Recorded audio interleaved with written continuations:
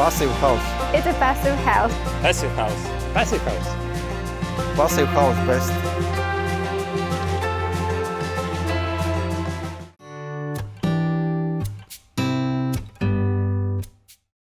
이 주택 같은 경우에는 굉장히 좀 심플한 디자인이죠. 단층 주택이고 굉장히 모던한 큐브 하우스 형태니까 뭐 디자인이 아주 뭐 독특하다, 특별하다 이런 건 없죠. 근데 이 집 자체의 기능적인 부분을 제일 잘 생각을 해야 될 것 같아요. 그게 이제 결국에는 똑같은 주택이라도 어떤 수준의 단열이 되느냐. 이 주택 같은 경우는 패시브 하우스고 또 열외 환기 장치가 설치되어 있고 집안에 필요한 모든 스마트 하우징 시스템이 다 들어가 있습니다. 거기에서 에너지 플러스 하우스라고 얘기를 하는 거니까. 그래서 뭐 단열, 방음 이런 것들은 아예 사실 언급조차도 하지 말아야 되고 워낙 그 고급, 저도 뭐 지금 이 주택 안을 돌아봤는데 뭐 아주 세밀한 디테일까지, 심지어는 변기까지도 굉장히 고급스럽게 지금 시공이 되어 있습니다. 최고급 주택이라고 얘기해도 전혀 손색이 없죠. 외장은 지금 이쪽은 우드 클래딩으로 되어 있고 이거는 컴포짓 패널이에요. 복합재 패널이고 창호들을 보시면 사실 어마무시하게 되어 있습니다. 이 회사가 아까 전에 그 공장에서 나온 4중 시스템 창호를 시공을 실제로 자기들이 직접 제작을 하는 회사이기 때문에 여기에다가도 그대로 적용을 해놨고요. 굉장히 심플합니다. 유럽의 주택들 같은 경우에는 사실은 외장에다가 굉장히 인공적인 멋 같은 것들을 굳이 가미를 하질 않아요. 굉장히 심플하게 친환경 자재의 목재를 쓰든지 아니면 컴포짓 패널을 쓰든지 이렇게 해서 지금 포인트를 줘가지고 외장 마감을 해놓은 상태죠. 외장 마감은 사실은 목재는 단열 성능을 가지고 있기 때문에 목재로 하게 되면은 단열은 분명히 도움이 됩니다. 하지만 이거 같은 경우는 사실 목재가 아니고 컴포짓 패널이기 때문에 단열에 크게 도움이 되고 그러진 않아요. 근데 이미 벽체 자체가 워낙 우수하고 단열이 워낙 뛰어나기 때문에 아까 전에 공장에서 보신 4중 시스템 창호 같은 경우에는 열 관리율이 0.6이잖아요. 사실 창호의 열 관리율이 0.6이라는 것은 말도 안 되는 얘기죠. 우리나라에서는 찾아볼 수 없는 수준의 주택이라고 그렇게 정의를 하면 될 것 같습니다. 근데 사실은 우리나라는 첫째 땅값도 비싸고 저희 건축주분들이 오시면은 대부분 다 뭐 농지라든지 임야라든지가 아니면은 토지 대지 같은 경우에는 거의 다 150평 미만이에요. 근데 사실 요 앞에 공간만 150평 되잖아요. 그죠? 그러니까 사실은 우리나라는 땅값도 비싸고 건폐율, 용적률 같은 것들도 되게 제약이 많고 해서 사실은 아주 시골이 아니면은 뭐 전원주택 단지 같은 경우에 이렇게 큰 땅을 잘라서 파는 데는 거의 없다고 봐야 되겠죠. 건축주분들께서 가지고 계신 뭐 시골의 땅이 좀 넓다거나 이러면은 사실 이런 주택을 갖다가 시공을 해볼만 하죠. 사실은 그러면은 되게 아마 여유로운 생활 공간이 나올 겁니다. 저희들이 그래서 국내에서도 저희들이 목조 패널을 제작해서 시공도 하고 하지만은 사실은 이런 패시브 하우스 같은 경우에는 국내에서 인건비 들여서 제작을 하게 되면은 제작 비용이 더 많이 듭니다. 차라리 여기에서 수입을 하고 국내에서 조립 시공을 하는 게 훨씬 더 빠르고요. 근데 실제로 저희들이 이제 직수입을 해서 그 패널을 다 이렇게 봅니다. 보면은 못 만들 수준은 아니에요. 충분히 만들 수는 있는데 뭐 결국에는 인건비가 여기보다 2배가 넘고, 그리고 또 모든 자재는 국내에서는 사실 주택 시공용 자재들은 다 수입이거든요. 그렇기 때문에 뭐 목재 수입하고 단열재 수입하고 하는 것보다 그냥 차라리 집이 이렇게 다 프리팹이 되어 있는 집을 갖다가 패널화해서 수입을 하는 게 훨씬 더 저는 경제적으로도 이득이 있다고 그렇게 생각을 합니다. 인테리어 부분은 전부 다 고객 맞춤형으로 한국 스타일로 하셔도 됩니다. 그래서 뭐 이게 유럽의 모든 주택 회사들은 모듈러 주택, 프리팹 주택 회사들은 기본적으로 커스터마이징입니다. 정해진 모델을 우리나라처럼 만들어 가지고 그걸 갖다가 판매하고 강요하는 그런 스타일이 아니라 원하시는 대로 모두 변형이 가능하기 때문에 거기에 맞게 주택을 시공을 하실 수 있으니까 이제 좀 멀리 보셔야 될 것 같아요. 특히 이제 은퇴하시는 분들 같은 경우에는 고정비용 줄이셔야 되잖아요. 뭐 지출 한 달에 냉난방비로 60만 원, 70만 원씩 내시는 그런 상황이면은 아마 살아가시는 것도 되게 스트레스일 거예요. 그런 것도 이제 없애야 되고, 이런 주택 한 달에 몇만 원도 안 듭니다. 냉난방비. 그리고 보일러 틀 일도 없어요.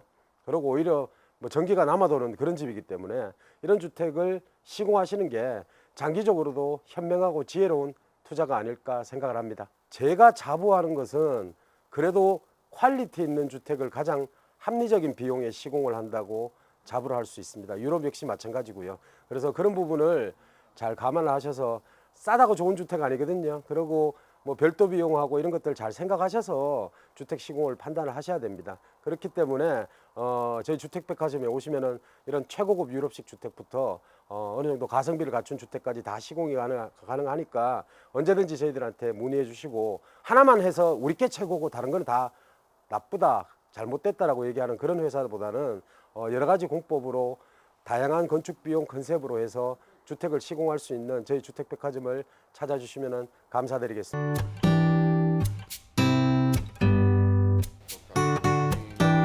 여기는 이제 일체 촬영 같은 걸 못 한다 그래서 촬영할 수 있도록 사전 허가를 좀 받아달라고 얘기를 했었고, 아무래도 여기가 건축 자재가 싹 다 모여 있는 곳이니까 여기 오면 뭔가 새로운 것이 보이겠다 싶어서 이제 라트비아 무역진흥청에다 연락을 했고, 무역진흥청에서 여기 컨택을 해서 오늘 우리가 여기 오게 된 거죠. 그래서 편하게 촬영도 하고 매니저가 가이드도 해주고. 근데 안 그러면은 개인 고객으로 오면은 찍다가 잡혀갑니다. 여기 지금 우리나라에서도 벽난로 제품에 관심 있으신 분들이 되게 많은데 1000유로 선이거든요. 그죠? 1000유로 선이니까 뭐 145만 원? 뭐 그 정도 되는 것 같아요. 근데 디자인들이 나쁘지 않네요. 뭐 사이즈별로 이런 것들도 되게 앤틱한 느낌인데 사실 뭐 저희들이 유럽에서 주택 발주할 때 이런 거 좀 사서 보내라고 얘기하면 다 보내주거든요. 지금 이게 가격이 358유로니까 50만 원 정도밖에 안 해요. 이런 거는. 이런 것들은 좀 현대적인 느낌이다. 그죠? 100만 원 선 정도밖에 안 하는데 국내에서 한 2배, 3배 정도 하죠? 아마. 예. 벽돌 모양, 벽돌을 시공하는 건 돈 많이 들거든요. 왜냐? 인건비가 비싸. 요거는 사실은 벽돌 같은데 사실 벽돌 아니에요. 붙여놓은 거예요. 뒤에 그 외장 보드니까 이렇게 해놓으면 뭐 이게 뭐 벽돌로 시공을 했는지 뭐로 시공했는지 알 방법이 없잖아요. 현지 고객들 같은 경우에는 집을 갖다가 뭐 외장재를 바꾸고 싶다 그러면은 여기 와서 이거 구매하고, 그리고 여기 업체에서 대포에서 기술자도 연결해줘요. 그러면은 여기서 돈 계산만 하면 돼. 그럼 델리버리 해서 기술자 거기 와서 시공하고. 지금 이게 회배당 10.3유로밖에 안 하니까 되게 싼 거죠. 오늘 여기서 이제 저희들이 제품들을 봤었고, 이제 돌아가면은 그 제품들이 어느 회사에서 여기로 공급되는지를 보고 그 회사로 바로 컨택을 해도 되고, 예. 시공만 할 수 있다면은 뭐 못할 이유가 하나도 없습니다. 여기 있던 어떤 자재라도 이 사람들이 하는데 저희들이 못할 이유가 없잖아요. 그래서 뭐 이런 자재들을 가지고 저희들 주택 시공에 활용을 하고 응용을 하고 그렇게 할 생각입니다.